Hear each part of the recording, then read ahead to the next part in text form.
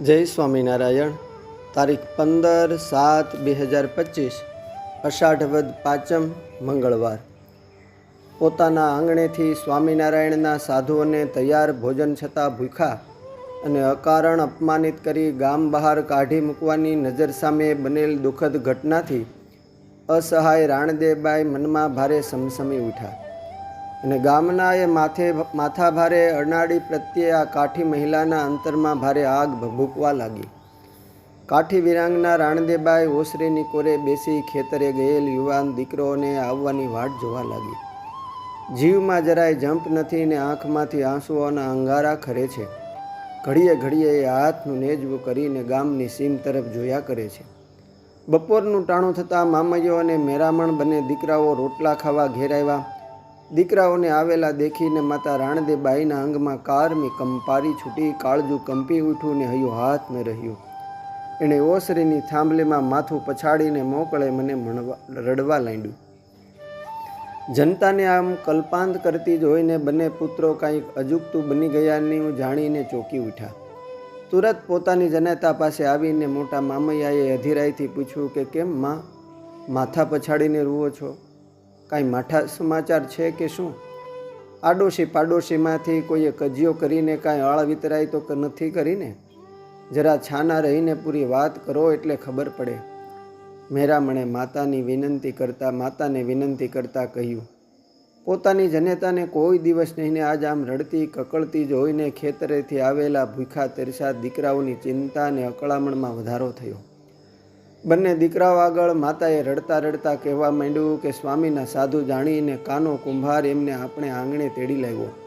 સાધુ 3 દિવસના ભૂખ્યા હતા અને ખીચડી રાંધીને ખાશે એમ કાને કહ્યું એટલે મેં રાંધવા માટે ખીચડી આપી. સાધુએ સામે એક ઢાળિયામાં ફરજામાં મંગાળો કરીને છાણા સળગાવી કોરા પાટિયામાં આંધણ મેલું ખીચડી ઓરી. ત્યાં તો ગામમાં સ્વામીના સાધુ આવ્યાની જાણ થતાં રોયા ગામધણીએ સાધુને કાઢી મૂકવા રૂખડને મોકલો. રૂખડે આવીને શું કર્યું? મામૈએ અધીરાઈથી પૂછ્યું. એણે મને કીધું કે કાકી, બાપુએ સાધુને ગામ બહાર જતા રહેવાનું કહ્યું છે. તે મેં એને કહ્યું કે ભાઈ ખીચડી ખાઈને સાધુ તો હમણાં જતા રહે. પછી શું થયું?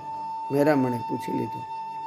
રૂખડના ગયા પછી દરબાર પોતે 3-4 જણ હારે અહીં આવીને સાધુને ગાળું દેવા માંડ્યા અને કોને પૂછીને ગામમાં ઘેર્યા છો?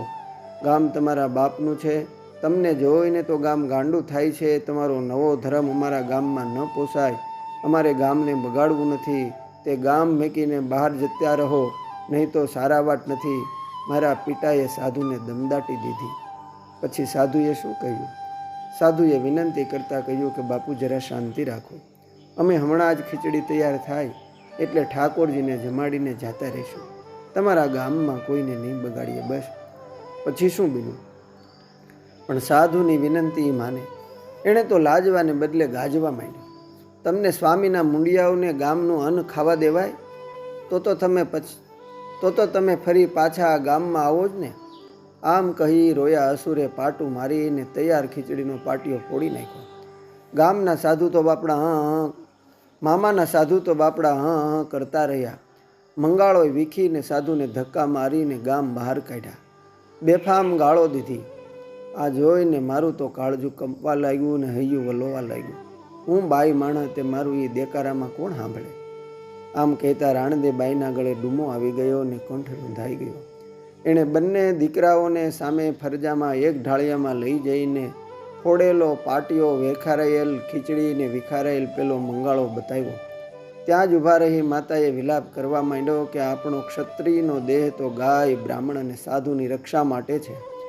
મામાના સાધુની રક્ષા તો નહીં થઈ શકી, પણ હવે એના દ્રોહીને ઝાટકે દઈને ગામને આ પાપીના ત્રાસમાંથી છોડાવો એવો મારા અંતરમાંથી અવાજ ઉઠે છે.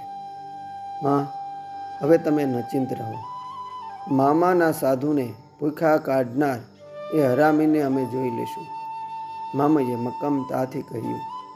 આજ સાંજ સુધીમાં અમે એને તલવારના ઝાટકે ન દઈએ તો અમે તારા દીકરા નહીં. મેરામણે મૃદાનગીથી કહ્યું.